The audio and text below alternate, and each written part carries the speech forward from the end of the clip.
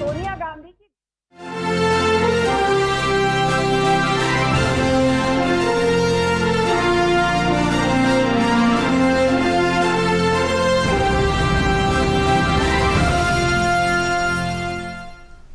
नमस्कार, आप देख रहे हैं न्यूज़ एट 10। मैं हूं आंचल गुलाटी गुंबर और आइए अब सीधे रुक करते हैं सबसे पहले सुर्खियों का।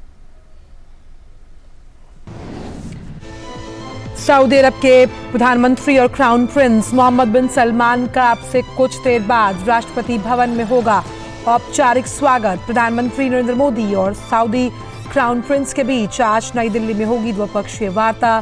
दोनों नेता रणनीतिक साझेदारी परिषद की पहली बैठक की भी करेंगे सह अध्यक्षता।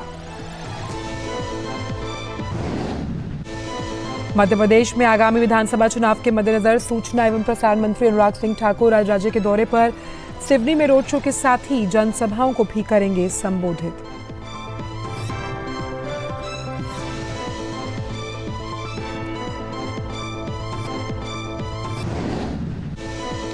पूर्वी उत्तर प्रदेश में आज भी बारिश। लखनऊ में कई स्थानों पर जल भराव, सभी स्कूलों में अवकाश घोषित। उत्तराखंड के 12 जिलों के अलग अलग इलाकों में भारी बारिश का येलो अलर्ट जारी।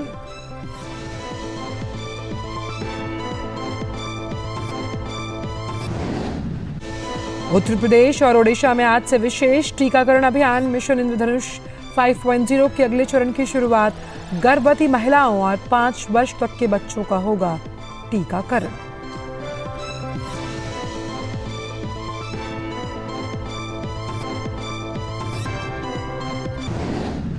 मोरक्को में 8 सितंबर को आए भूकंप से हुई भारी तबाही, मरने वालों की संख्या 2100 के पार। भूकंप प्रभावित इलाकों में राहत और बचाव अभियान युद्ध स्तर पर जारी।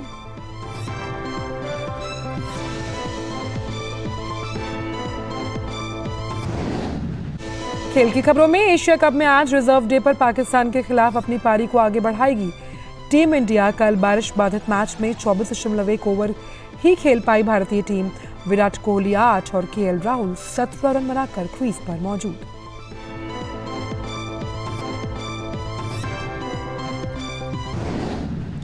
और सर्बिया के टेनिस स्टार नोवाक जोकोविच ने जीता 24वां ग्रैंड स्लैम। यूएस ओपन के रोमांचक फाइनल मैच में डेनिल मेदवेदेव को हराकर जमाया खिताब पर कब्जा।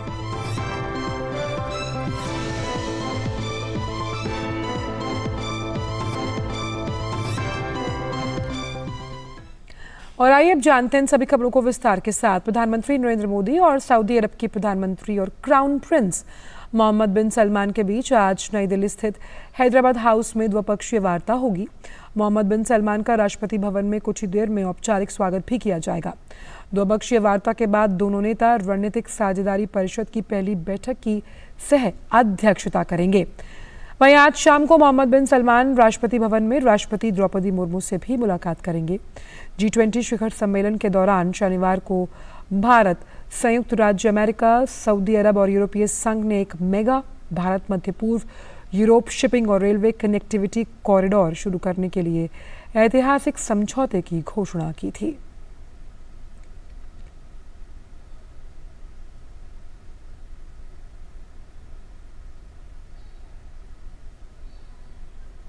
प्रधानमंत्री नरेंद्र मोदी ने फ्रांस, तुर्की, कनाडा समेत कई देशों के राष्ट्राध्यक्षों के साथ बैठक की। इस बैठक में आपसी हितों और दोनों देशों के बीच द्विपक्षीय संबंधों पर बातचीत हुई और आपसी संबंधों को मजबूत करने पर जोर दिया गया। देखिए रिपोर्ट।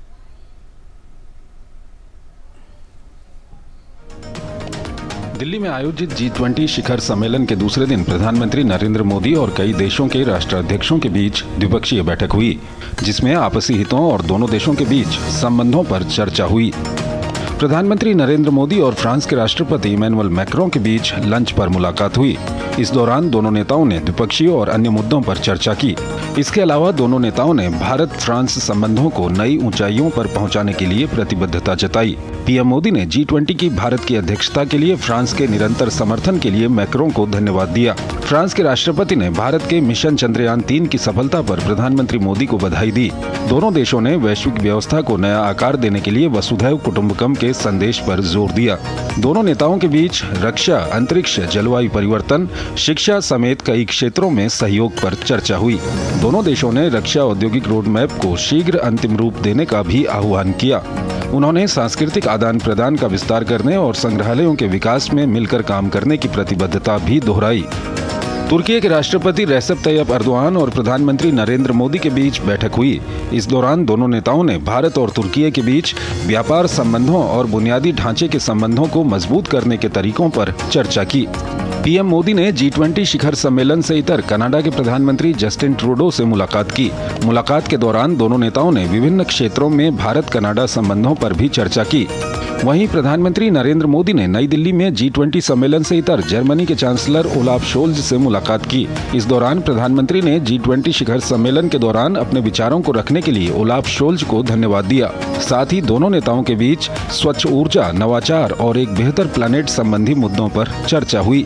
नई दिल्ली में आयोजित G20 शिखर सम्मेलन से इतर प्रधानमंत्री नरेंद्र मोदी ने दक्षिण कोरिया के राष्ट्रपति यूं सुक येओल से मुलाकात की। इस दौरान दोनों नेताओं ने भारत और दक्षिण कोरिया के बीच संबंधों की प्रगाढ़ता पर बल दिया। प्रधानमंत्री नरेंद्र मोदी की कोमोरोस के राष्ट्रपति अजाली असोमानी के साथ बहुत सार्थक मुलाकात हुई। इस दौरान दोनों नेताओं के बीच व्यापार, निवेश और समुद्री सहयोग बढ़ाने पर बातचीत हुई। पीएम ने अफ्रीकन यूनियन के G20 का स्थायी सदस्य बनने पर भी उन्हें बधाई दी। नई दिल्ली में आयोजित G20 शिखर सम्मेलन से इतर प्रधानमंत्री नरेंद्र मोदी ने ब्राजील के राष्ट्रपति लूला डी सिल्वा से मुलाकात की। इस दौरान दोनों नेताओं ने भारत और ब्राजील के बीच संबंधों की प्रगति का जायजा लिया और अन्य द्विपक्षीय मुद्दों पर चर्चा की। प्रधानमंत्री नरेंद्र मोदी ने सम्मेलन से इतर यूरोपीय आयोग की अध्यक्ष उर्सुला वॉन डेर लियेन और यूरोपीय परिषद के अध्यक्ष चार्ल्स मिशेल से मुलाकात की। बैठक के दौरान बेहतर कनेक्टिविटी, व्यापार और प्रौद्योगिकी जैसे विषयों पर चर्चा हुई।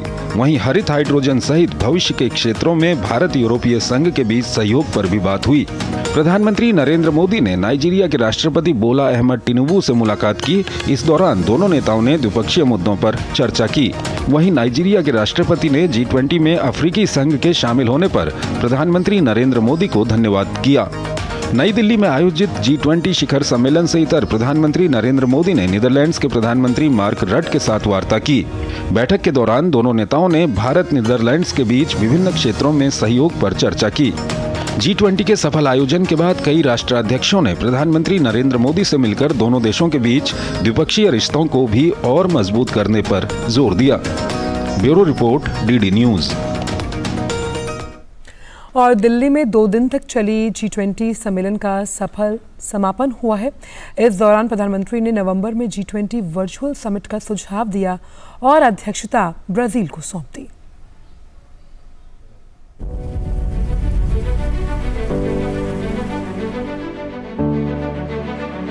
ग्लोबल विलेज से आगे बढ़कर ग्लोबल फैमिली को हकीकत बनाना, जहां देशों के हित ही नहीं जुड़े हों बल्कि हृदय भी जुड़े हों। इस संकल्प के साथ प्रधानमंत्री नरेंद्र मोदी ने G20 की अध्यक्षता का गैवेल भावी अध्यक्ष ब्राजील के राष्ट्रपति लुइस इनासियो लूला डी सिल्वा को सौंपा।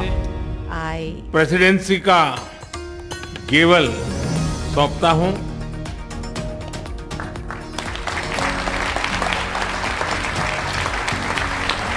दो दिन के शिखर सम्मेलन में सदस्य देशों और आमंत्रित देशों द्वारा वैश्विक मुद्दों पर किए गए विचार मंथन, सुझाव और प्रस्ताव को संकलित कर नवंबर के अंत में G20 समिट के एक वर्चुअल सत्र के आयोजन का प्रधानमंत्री नरेंद्र मोदी ने प्रस्ताव रखा, ताकि शिखर सम्मेलन में तय किए गए विषयों की समीक्षा की जा सके। हमारी ये जिम्मेदारी है कि जो सुझाव आए हैं उनको भी एक बार फिर देखा जाए कि उनकी प्रगति में गति कैसे लाई जा सकती है। मेरा प्रस्ताव है कि हम नवंबर के अंत में G20 का एक वर्चुअल सेशन और रखें। उस सेशन में हम इस समिट के दौरान तय विषयों की समीक्षा कर सकते हैं। इस अवसर पर ब्राजील के राष्ट्रपति लूला डी सिल्वा ने अपनी अध्यक्षता में सामाजिक समावेशन, भूख के खिलाफ लड़ाई, ऊर्जा और सतत विकास को प्राथमिकता दिए जाने की बात कही।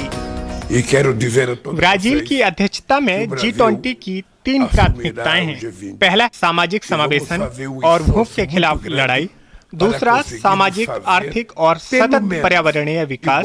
और तीसरा, वैश्विक शासन संस्थानों में सुधार। प्रधानमंत्री नरेंद्र मोदी ने one earth one family one future के रोड मैप के सुखद होने, संपूर्ण विश्व में आशा और शांति के संचार की कामना के साथ सम्मेलन के समापन की घोषणा की। मैं G20 समिट के समापन की घोषणा करता हूं। One earth, one family, one future का रोड मैप सुखद हो। स्वस्ति अस्तु विश्वस्य, यानी संपूर्ण विश्व में आशा और शांति का संचार हो। 140 करोड़ भारतीयों की इसी मंगल कामना के साथ आप सभी का बहुत बहुत धन्यवाद। G20 शिखर सम्मेलन के दौरान दुनिया ने दिल्ली में इतिहास को बनते देखा। अमेरिका के राष्ट्रपति ने भी भारत की अध्यक्षता में आयोजित सम्मेलन को बेहद सफल बताया। जो बाइडेन ने सोशल मीडिया प्लेटफॉर्म एक्स पर एक वीडियो शेयर करते हुए कहा कि ऐसे समय जब दुनिया की अर्थव्यवस्था जलवायु संकट, नाजुक मौके और संघर्ष के मिले जुले झटकों से पीड़ित है, इस साल के शिखर सम्मेलन ने साबित कर दिया है कि G20 अब भी हमारे सबसे अहम मुद्दों का हल निकाल सकता है। भारत की G20 अध्यक्षता कई मायने में ऐतिहासिक और अभूतपूर्व रही। दिल्ली लीडर्स डिक्लेरेशन में पीपल, प्लेनेट, पीस और प्रॉस्पेरिटी, मजबूत, टिकाऊ, संतुलित और समावेशी सतत विकास लक्ष्यों पर प्रगति में तेजी लाने पर बल, सतत भविष्य के लिए हरित विकास संबंधी सहित 21वीं सदी के लिए बहुपक्षीय संस्थानों की अहमियत पर जोर की घोषणा के साथ ही G20 की भावी रणनीति दुनिया के सामने रखी गई। शैलेंद्र मिश्र के साथ bureau report, DD news.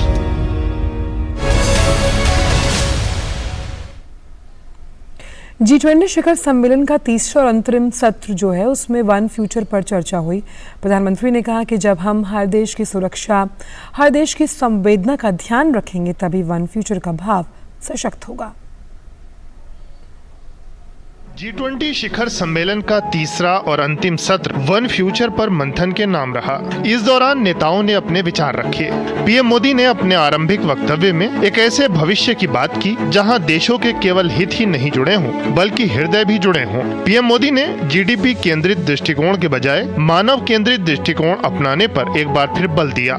PM ने कहा कि आज भारत जैसे अनेक देशों के पास ऐसा कितना कुछ है जो हम पूरे विश्व के साथ साझा कर रहे हैं। भारत ने चंद्रयान मिशन के डेटा को मानव हित में सबके साथ शेयर करने की बात की है। ये भी मानव केंद्रित ग्रोथ को लेकर हमारी प्रतिबद्धता का प्रमाण है। पीएम मोदी ने कहा कि आज हम न्यू जनरेशन टेक्नोलॉजी में अकल्पनीय स्केल और स्पीड के गवाह बन रहे हैं। पीएम ने आर्टिफिशियल इंटेलिजेंस का जिक्र किया। उन्होंने कहा कि मेरा सुझाव है कि अब हम जिम्मेदार मानव केंद्रित AI नियमन के लिए एक फ्रेमवर्क तैयार करें। इस संबंध में भारत भी अपने सुझाव देगा। हमारा प्रयास होगा कि सामाजिक आर्थिक विकास, ग्लोबल वर्कफोर्स और अनुसंधान एवं विकास जैसे क्षेत्रों में सभी देशों को AI का लाभ मिले।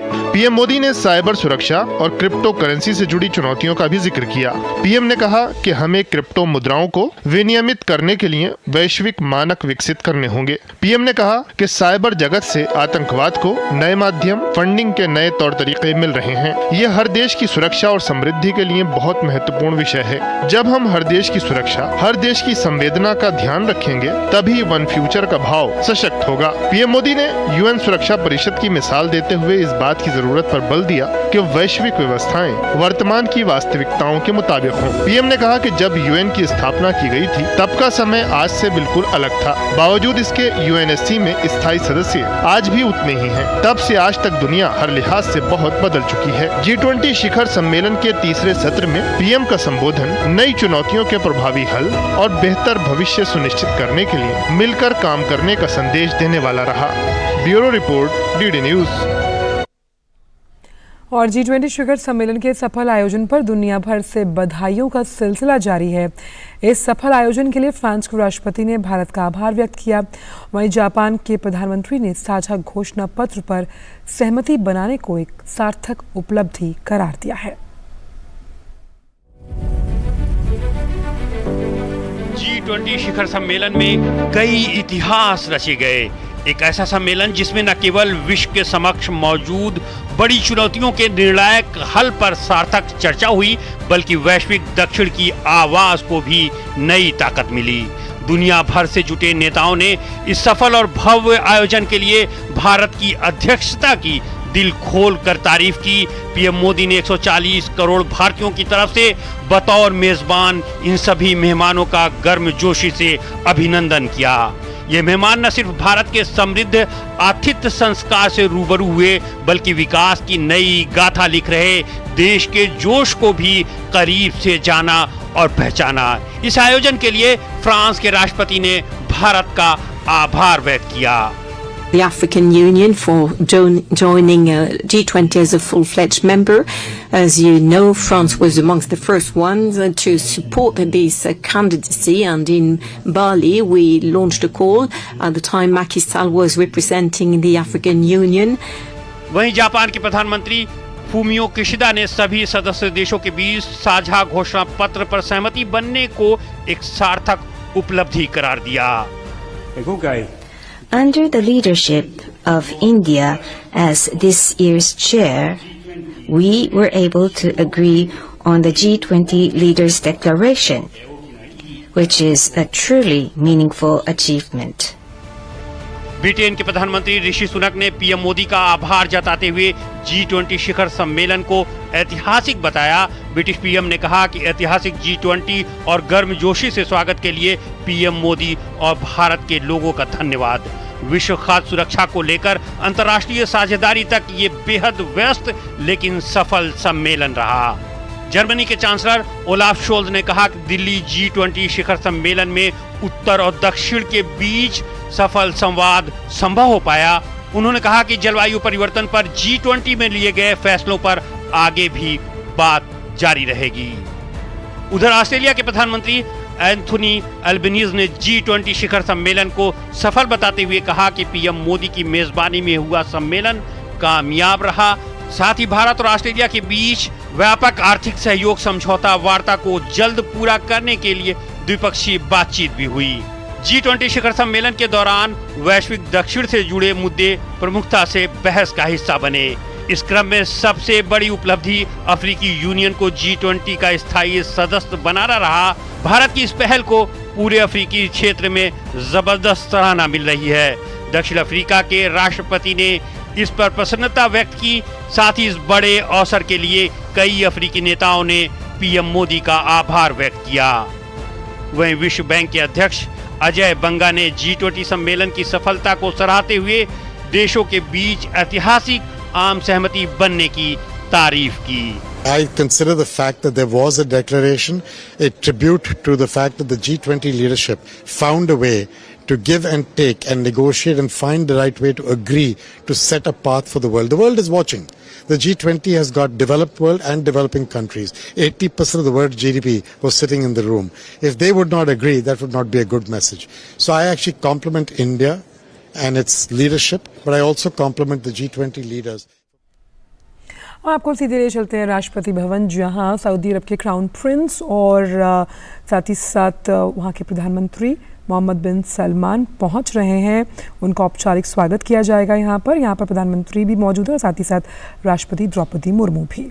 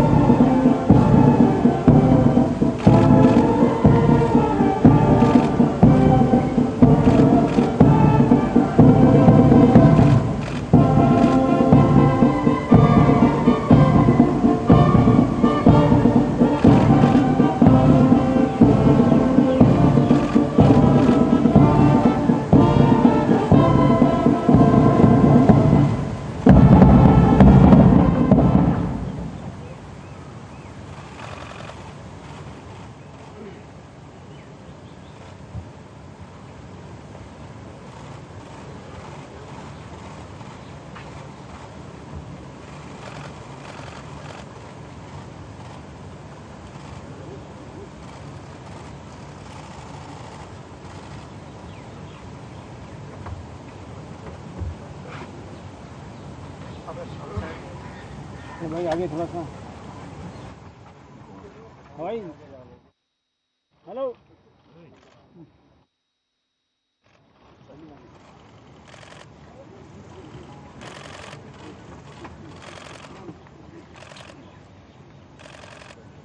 यार ये कैमरा किसका है?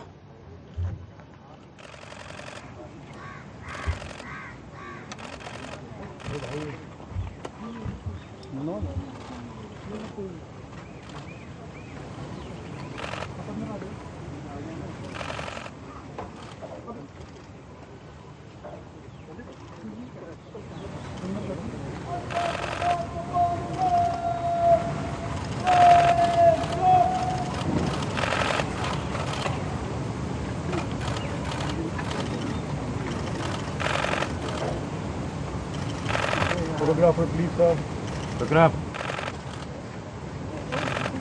ये क्या है सामान सारे photograph still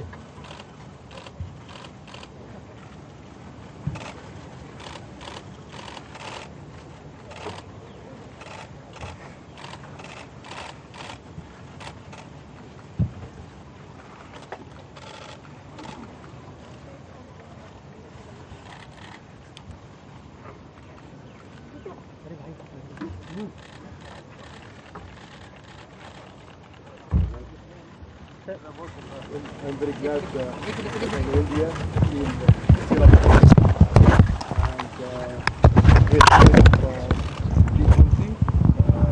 well done with a great agenda and a lot of announcements that will benefit both country and G20 country and the whole world. So I want to say to India, well done, and we're going to work to create a great future for both countries. Thank you.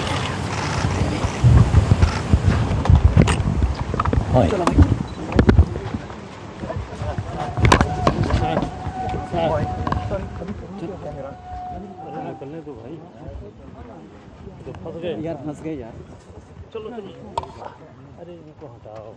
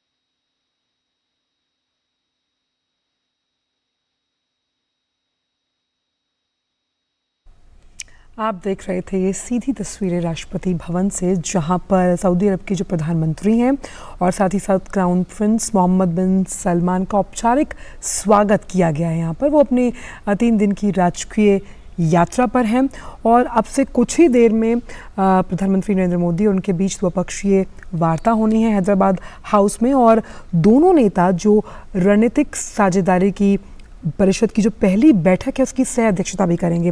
ये जो बैठक है वो अपने आप में अहम है, क्योंकि जो सार्थिक गलियारे को अभी G20 के समापन पर लॉन्च किया गया था, कैसे कनेक्टिविटी को लेकर ख़ास तौर पर जब हम गल्फ़ कंट्रीज़ की बात करते हैं उसमें बढ़ावा देगा, ये सबसे अहम विषय है चर्चा का जो आज इस द्विपक्षीय वार्ता में देखा जाएगा।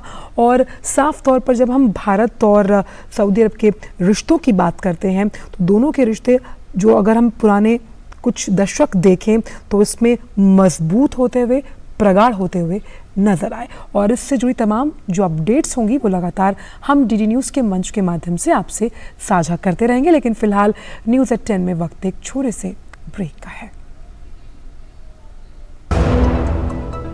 मलेरिया का कारण रुके हुए पानी में पैदा होने वाला एनोफिलीज मच्छर।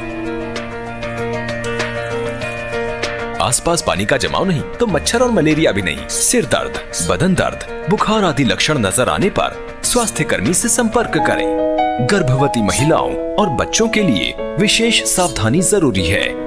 इलाज में देरी से मलेरिया जानलेवा भी हो सकता है। सरकारी अस्पतालों में मलेरिया की जांच व इलाज मुफ्त है। बहुत हार्ड वर्क करते हो, मेरी तरह स्मार्ट वर्क करो। क्यों? लॉटरी लगी है? लॉटरी समझो, शेयर मार्केट की एक मस्त स्कीम में इन्वेस्ट कर रहा हूँ, गारंटीड हाई रिटर्न्स आएंगे। आपके गारंटीड हाई रिटर्न्स कोई करण अर्जुन नहीं है जो जरूर आएंगे? मतलब? बाबा, शेयर मार्केट में जोखिम होता है, कोई भी गारंटीड हाई रिटर्न्स का वादा नहीं कर सकता, ये गैर कानूनी है। अच्छा?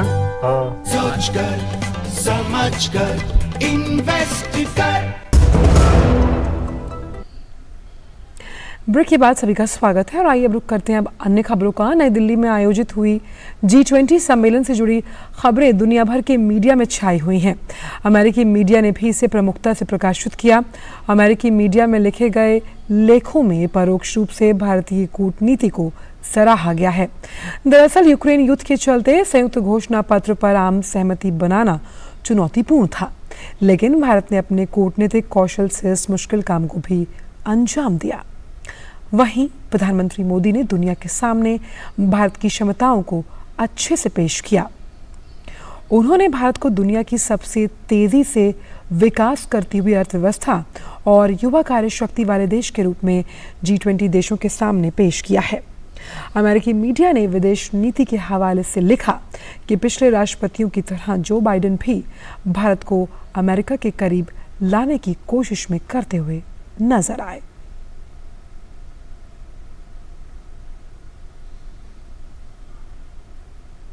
भारत मंडपम में लगा शिल्प बाजार भारतीय शिल्पियों के लिए वैश्विक स्तर पर पहचान दिलाने में बहुत ही सशक्त माध्यम बना। शिल्प बाजार में देश के अलग अलग हिस्से की समृद्ध कला की विरासत एक छत के नीचे आ गई। विदेशों से आए मेहमान स्थानीय उत्पादों को लेकर बेहद उत्साहित नजर आए और वहीं कलाकार भी खुश थे कि उनकी कला को विदेशों में पहचान मिल रही है। देखिए एक खास रिपोर्ट।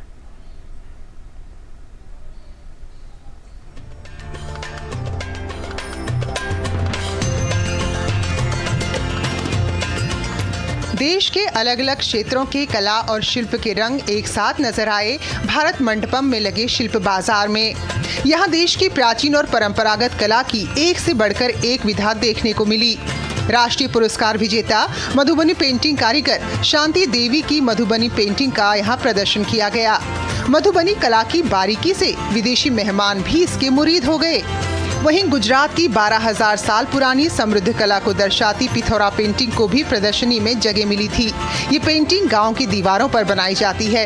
इस चित्रकला से जुड़े कलाकार परेश राठवा जी अपने हुनर के लिए पद्मश्री से नवाजे जा चुके हैं। वहीं टेराकोटा से बने खूबसूरत सामान भी शिल्प बाजार की शोभा बढ़ाते नजर आए। लखनऊ के पद्मश्री प्राप्त नक्काशी कलाकार दिलशाद हुसैन के हुनर को भी इस प्रदर्शनी में स्थान मिला। वहीं हिमाचल प्रदेश के स्टॉल को देखकर तो ऐसा लग रहा था मानो पूरा हिमाचल प्रदेश ही यहाँ उतर कर आ गया हो। किन्नौरी शॉल, टोपी, चंबा रुमाल, चाय और हाथ के बने सुंदर खिलौने यहाँ खूब पसंद किए गए। वहीं आदिवासी क्षेत्रों की कला को भी यहाँ अलग पहचान मिली। भारत के कला शिल्प को देखकर विदेश से आए मेहमान हैरान और उत्साहित नजर आए और जमकर खरीदारी की। India may be the pharmacy capital of the world, but it is also a capital for indigenous crafts, handmade crafts, all beautiful. It's all here. Every state is represented, every craft is represented, and it's just a joy to witness this, and everyone is discovering it. Interesting for us because we see all the culture and the expertise of the craftsmen and women of India, and we can also understand something about the different regions and the different both crafts product but also some tea. It is a wonderful experience for us. We bought some pashmina. इस आयोजन का हिस्सा बनकर सभी कलाकार स्वयं को गौरवान्वित महसूस कर रहे हैं। उन्हें उम्मीद है कि इससे अंतर्राष्ट्रीय बाजार में उनके उत्पादों को नई पहचान मिलेगी। इंटरनेशनल प्लेटफॉर्म पे जो हम लोग ये हमारे आर्टिसंस के प्रोडक्ट दिखा रहे हैं, नेशनली ही नहीं इंटरनेशनली हम लोगों को एक रिकग्निशन मिल रहा है। हमारे हैंडीक्राफ्ट्स की मार्केट इंटरनेशनल मार्केट में लोगों को पहचान हो रही है। तो I really thank to the government कि हमारे आर्टिसंस को एक अपॉर्चुनिटी मिली। हमें आजीविका से जुड़ के बहुत फ़ायदा हुआ है और यहाँ आके तो और भी ज़्यादा फ़ायदा हुआ है, क्योंकि जो विदेशी मेहमान आए हैं तो हर एक मेहमान आके कुछ ना कुछ हमारा स्टॉल से लेके गए हैं। तो इससे हमें ये फ़ायदा हुआ कि विदेश में जाके ये चीज़ दिखाएंगे तो शायद हमारी चीज़ें यहाँ से हमारी महिलाओं द्वारा बना हुआ वहाँ तक पहुँचे। हम हिमाचल के लिए G20 में शोकेस करने के लिए सारे GI प्रोडक्ट्स लाए हैं, विच इंक्लूड्स हमारा चंबा रुमाल, चंबा चप्पल, Kullu shawls, Kinnauri shawls, edibles, Kangra tea, काला जीरा। हमने नए अभी रिसेंट मौक़ों में हमने नए टॉयज़ डेवलप करवाए हैं जो बिल्कुल हमें लगता है परफेक्ट गिफ्ट होंगे सूवेनिर्स ले जाने के लिए। जहाँ विदेशी मेहमान भारत के निशाने के तौर पर ये सामान खरीद कर खुश हैं, वहीं हस्तशिल्पियों को उम्मीद है कि ये शिल्प बाजार उनके लिए अंतर्राष्ट्रीय बाजार की नई राह खोलेगा। नितेंद्र सिंह के साथ ब्यूरो रिपोर्ट, DD न्यूज। और भारत में G20 शिखर सम्मेलन के दौरान दुनिया के दिग्गजों को भारतीय टेक्नोलॉजी का कमाल देखने को मिला। समिट के आयोजन स्थल भारत मंडपम में विदेशी मेहमानों ने शिल्प बाजार में खरीदारी की और इस दौरान UPI पेमेंट की सुविधा का लाभ उठाया। देखिए ये रिपोर्ट।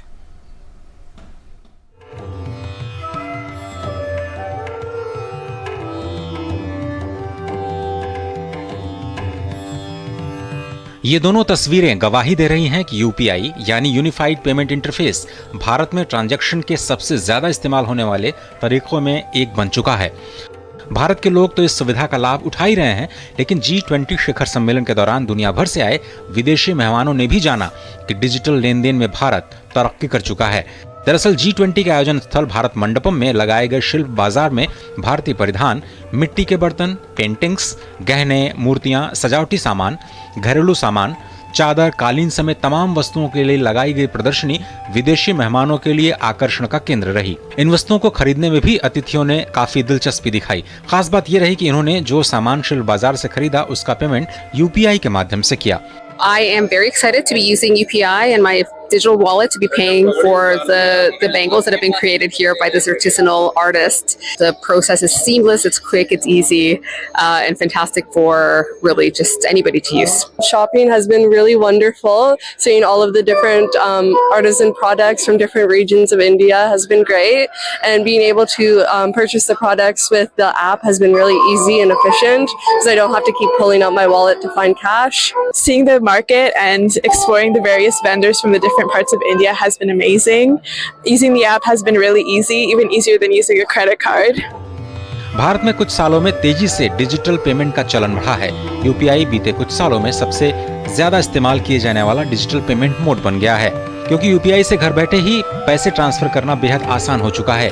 UPI का मतलब एक रियल टाइम पेमेंट सिस्टम है, जिसकी मदद से आप एक बैंक के अकाउंट से दूसरे बैंक के अकाउंट में पैसा तुरंत ट्रांसफर कर सकते हैं। इसकी खास बात यह भी है कि UPI के जरिए दिन या रात कभी भी मनी ट्रांसफर किया जा सकता है। इसके लिए आपके मोबाइल में फोन पे, पेटीएम, गूगल पे, भीम जैसे कोई भी UPI का ऐप होना चाहिए और आपको अपने बैंक अकाउंट को UPI से लिंक करना होता है। इसके बाद आप उसका इस्तेमाल आसानी से कर सकते हैं।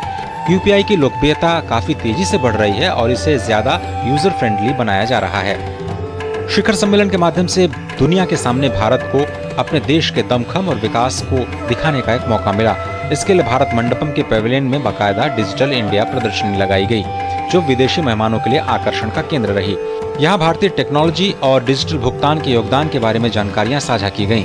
विदेशी प्रतिनिधियों को भारत में डिजिटल भुगतान के विकास को दिखाया गया, साथ ही विदेशी मेहमानों को UPI का अनुभव लेने का भी मौका मिला। इतना ही नहीं, जिनका भारत में बैंक अकाउंट नहीं है, ऐसे विदेशी मेहमानों और NRIs के लिए UPI वन वर्ल्ड सुविधा के जरिए देश में 50 लाख से ज्यादा प्रतिष्ठानों में डिजिटल पेमेंट्स की सुविधा दी गई है। नितेंद्र सिंह के साथ bureau report, DD news. Bharat Mandapam में G20 देशों के राष्ट्राध्यक्षों और उनकी पत्नियों के सम्मान में दिए जाने वाले रात्रि भोज के कार्यक्रम में देश के कोने कोने से आए कलाकार 100 से अधिक संगीत वाद्य यंत्रों के जरिए समृद्ध भारतीय संगीत की प्रस्तुति प्रस्तुत कर चुके हैं। ये पहला ऐसा मौका था जब इतने बड़े पैमाने पर लगभग हर राज्य के कलाकार एकता के सूत्र में बंधकर विदेशी मेहमानों के सामने अपनी संगीत की कला का उन्होंने प्रदर्शन किया। कलाकारों ने अपनी संगीत के कला के बारे में हमें बताया, आइए आपको सुनवाते हैं। मैं जलतरंग ये इंस्ट्रूमेंट बजाता हूँ। ये काफ़ी पुराना इंस्ट्रूमेंट है, वेदों से इसका हमें नाम मिलता है, जलतंत्री वीणा, उदक वाद्य, जलवाद्य। और मुझे रिसेंटली पता चला कि ये हमारे प्राइम मिनिस्टर मोदी जी का फेवरेट इंस्ट्रूमेंट है। और मुझे इतना आनंद हो रहा है कि ये बयां करना बहुत मुश्किल है कि वर्ल्ड के सारे टॉप लीडर्स हमें हमारे यहाँ आके सुनेंगे। मैंने काफ़ी देशों में प्रोग्राम किया, लेकिन कभी बड़े लीडर्स के सामने वहाँ जाके मौका नहीं मिलता है। तो ये एक साथ इतने लोगों को हमारी कला दिखाने का मौका और हमारी कला बाहर पूरे वर्ल्ड में उसका प्रचार करने का मौका G20 के वजह से मिल रहा है।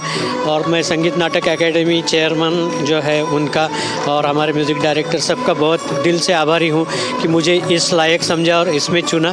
सुंदरी वादक एक दुर्लभ वाद्य यंत्र है, पूरे भारत देश में इसका वाद्य का प्रचार प्रसार कर रहा हूँ मैं, भीमण्णा जाधव।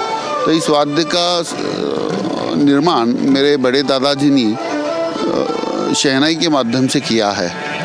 मुझे ऐसा लग रहा था कि शहनाई जैसा पॉपुलर हुआ है तो सुंदरी कब होगा। तो मैं आज खुशी से बात कर रहा हूँ कि अपने भारत देश के महान पंत प्रधान माननीय नरेंद्र मोदी सर जी ने G20 के माध्यम से एवं संगीत नाटक अकादमी के चेयरमैन हमारे जैसे युवा प्रतिभा कलाकारों को चुने चुने उनको सिलेक्शन करके G20 में कला प्रदर्शन करने का मौका दिया है। मैं सितार वाद्य बजाता हूँ और आज मुझे बहुत खुशी है कि संगीत नाटक अकादमी के ज़रिए ये जो प्रोग्राम अरेंज किया जा रहा है और सारे वर्ल्ड्स के लीडर और मोदी जी के सामने हमें बजाने का मौका मिल रहा है, ये हमारे लिए बहुत अभिमान की बात है। और बहुत बहुत शुक्रिया करना चाहता हूँ मोदी जी और संगीत अकादमी को। मैं इधर सुरसिंगार और मोहन वीणा ये दोनों रेयर इंस्ट्रूमेंट्स बजा रहा हूँ। और ख़ास करके ये जो सुरसिंगार है, ये सुरसिंगार का जिक्र माननीय प्रधानमंत्री जी श्री नरेंद्र मोदी जी इसका जिक्र 98 एपिसोड में किया था। तो अभी ये साज पूरा दुनिया का सामने मुझे बजाने का मौका मिला इतना वर्ल्ड स्टेज पे, इसलिए मैं प्राइम मिनिस्टर मोदी जी, संगीत नाटक अकादमी और उनके सारी कार्यकर्ता सभी के आभारी हूँ। मैं सरस्वती वीणा बजाती हूँ। ये ना G20 में मैं बजाना तो बहुत खुश हो रही हूँ। मोदी जी के वजह से ये सब मिल रहे हैं और वर्ल्ड लीडर्स के सामने ये बजाना और हमारा देश का पूरा स्टेट्स का रिप्रेजेंटेशन इतने इंस्ट्रूमेंट्स के साथ बजाने, this is a very great opportunity to us and SNA वाला ने हमको ये मौका दिया था। I am very very happy. ये तो भाग वाले को ऐसा नज़ारा ही मिलता है। मैं तो 100 बार मोदी साहब का सलाम करूं कि हमारे जैसे छोटे कलाकारों को भी यहाँ बुला के हमारा बहुत नाम बढ़ाया है। इसमें इंडिया के नॉर्थ मोस्ट पार्ट से लेके साउथ मोस्ट पार्ट तक और ईस्ट से लेके वेस्ट तक सारे राज्यों से इसमें आर्टिस्ट्स आए हैं। और कश्मीर से लेके कन्याकुमारी हो या गुजरात से लेके आपका उड़ीसा हो या आसाम हो, तो हर जगह से आर्टिस्ट आए हैं, चाहे वो लोक संगीत के आर्टिस्ट हों, चाहे वो शास्त्रीय संगीत के आर्टिस्ट हों।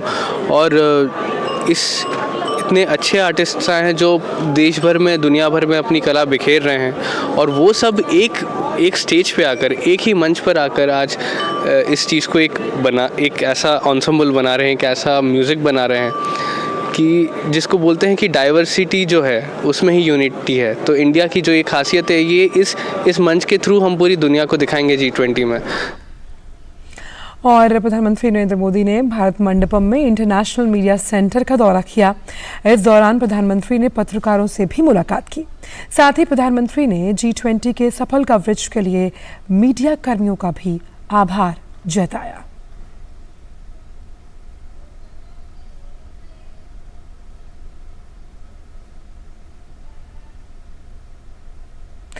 और आइए रुक करते हैं कुछ G20 से इतर खबरों का। बात करते हैं जम्मू कश्मीर के, जहां के श्रीनगर बारामूला राष्ट्रीय राजमार्ग पर हंजीवेरा पट्टन में सुरक्षा बलों को बम संभावित IED होने की जानकारी मिली। जानकारी मिलने के बाद जम्मू कश्मीर पुलिस, सेना और BDS मौके पर पहुंचे और बम को निष्क्रिय कर दिया। सूचना एवं प्रसारण मंत्री अनुराग सिंह ठाकुर आज मध्य प्रदेश के दौरे पर हैं। सिवनी में आज अनुराग ठाकुर एक रोड शो करेंगे। प्रदेश में आगामी विधानसभा को लेकर भाजपा जन आशीर्वाद यात्रा निकाल रही है। अनुराग सिंह ठाकुर जन आशीर्वाद यात्रा के तहत 2 जनसभाओं को संबोधित करेंगे। अनुराग ठाकुर पार्टी सदस्यों के साथ बैठक भी करेंगे।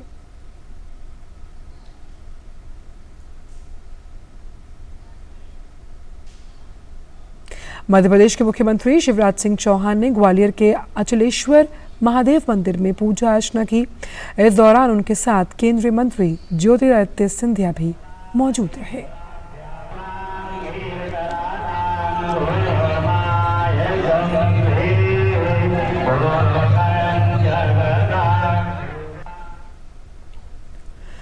गोवा के मुख्यमंत्री प्रमोद सावंत ने मध्य प्रदेश के उज्जैन के महाकाल मंदिर में पूजा अर्चना की। प्रमोद सावंत महाकाल मंदिर में भगवान की अलौकिक भस्म आरती में शामिल हुए। दर्शन के बाद उन्होंने कहा कि मैं यहाँ बाबा महाकाल के दर्शन के लिए आया था और सभी की खुशहाली के लिए मैंने प्रार्थना की है।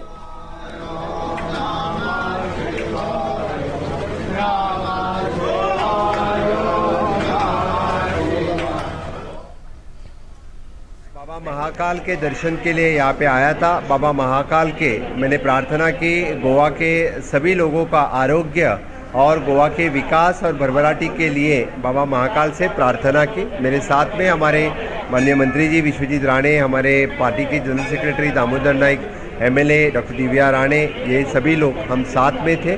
बाबा महाकाल से इतनी ही मांग रखी है। जय महाकाल।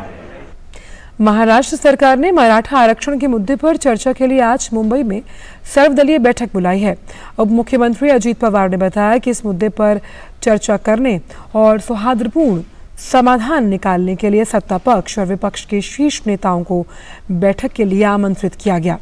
सरकार ने हड़ताली नेता मनोज जरांगे पाटिल से अपनी अनिश्चितकालीन भूख हड़ताल खत्म करने का भी आग्रह किया है।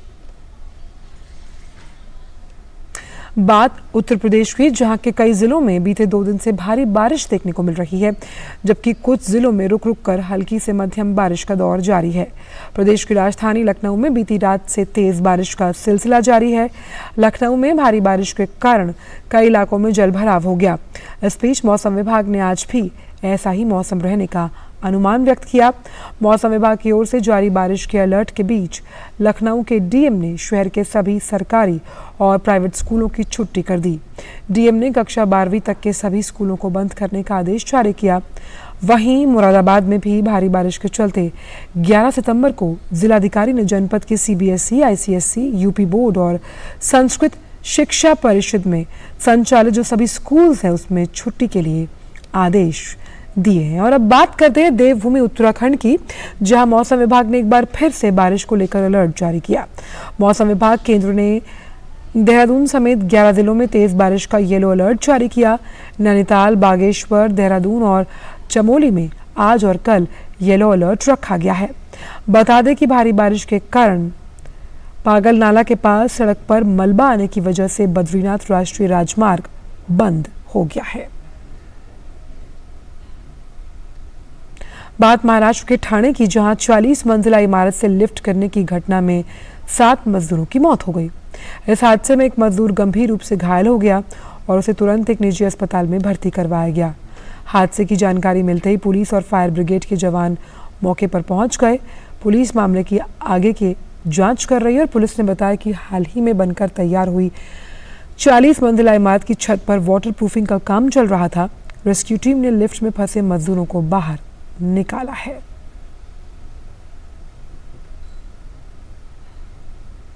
उत्तर प्रदेश और ओडिशा में आज से विशेष टीकाकरण अभियान मिशन इंद्रधनुष 5.0 के अगले चरण की शुरुआत होगी। इस मिशन के तहत 5 साल से कम उम्र के सभी बच्चों और गर्भवती महिलाओं को टीके की खुराक दी जाएगी। टीकाकरण के जरिए कई गंभीर बीमारियों जैसे टेटनस, पोलियो, तपेदिक, काली खांसी, हेपेटाइटिस, पीलिया, निमोनिया, मेनिंजाइटिस, रोटावायरस, डायरिया और खसरा रुबेला से बचाव होगा।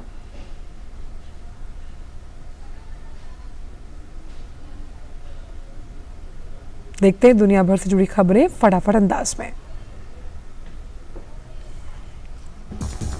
मोरक्को में पिछले 6 दशकों में आए सबसे भीषण भूकंप में अब तक 2100 से अधिक लोगों की मौत हुई। वहीं लगभग 2400 से ज़्यादा लोगों के घायल होने की खबर है, जिनमें 1400 से ज़्यादा लोग जो है उनकी हालत गंभीर बताई जा रही है। भूकंप से जानमाल के नुकसान के साथ ही मोरक्को की सांस्कृतिक धरोहर को भी काफी नुकसान पहुंचा। भूकंप से कई शहर बुरी तरह तबाह। भूकंप से बचे लोगों को काफी मुसीबतों का सामना करना पड़ा।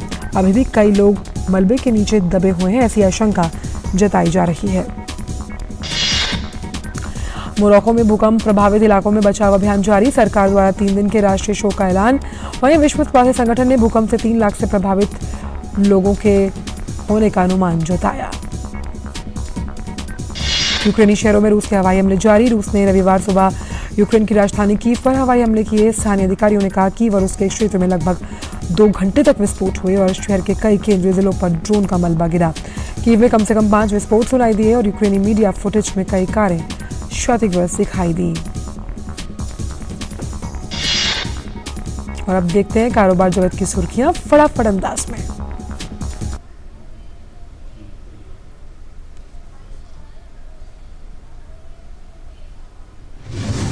केंद्र सरकार कारीगरों और श्रमिकों को प्रोत्साहन देने के लिए तैयार है। 17 सितंबर को पीएम विश्वकर्मा योजना की शुरुआत की जाएगी। प्रधानमंत्री नरेंद्र मोदी राष्ट्रीय राजधानी में India international convention and expo centre Dwarka में इस योजना का शुभारंभ करेंगे। अंतर्राष्ट्रीय बाजार में कच्चे तेल की कीमतों में गिरावट का सिलसिला थमा हुआ है।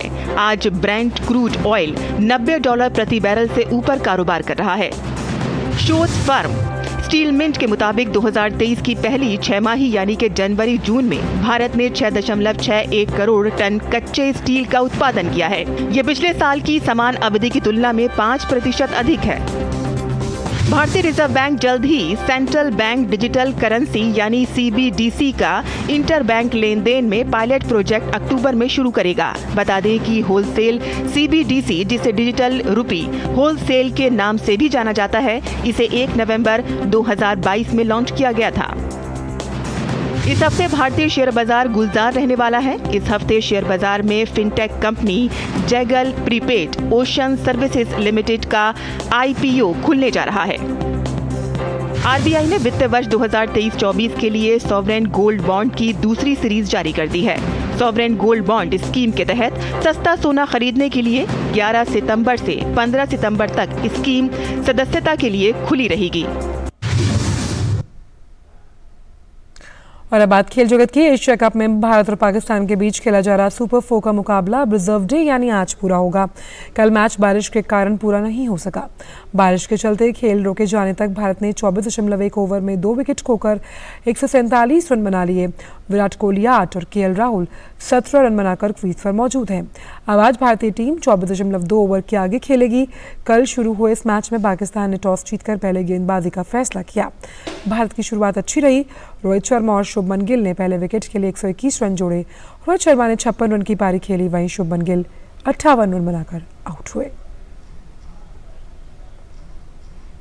सर्बिया के टेनिस स्टार नोवाक जोकोविच ने US ओपन 2023 का पुरुष एकल खिताब जीत लिया। प्रतियोगिता के फाइनल मुकाबले में जोकोविच ने रूस के डेनिल मेदवेदेव को 6-3, 7-6, 6-3 के अंतर से हराकर खिताब पर कब्जा जमाया। इस जीत के साथ ही जोकोविच ने ऑस्ट्रेलिया की मार्गरेट को सर्वकालिक 24 ग्रैंड स्लैम जीतने की रिकॉर्ड की बराबरी कर ली। जोकोविच को जुलाई में विंबलडन फाइनल हार का सामना करना पड़ा। हालांकि वो मौजूदा सीजन में 4 ग्रैंड स्लैम खिताब में से 3 अपने नाम कर चुके हैं।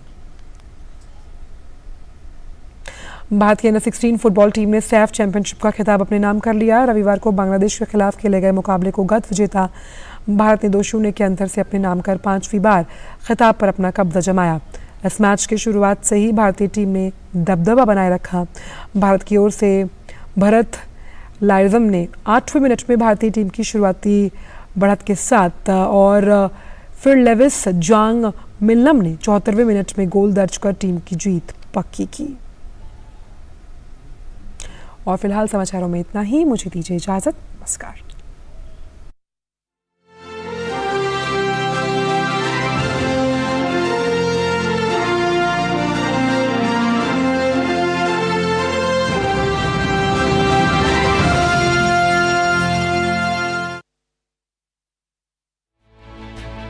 आयुर्वेद में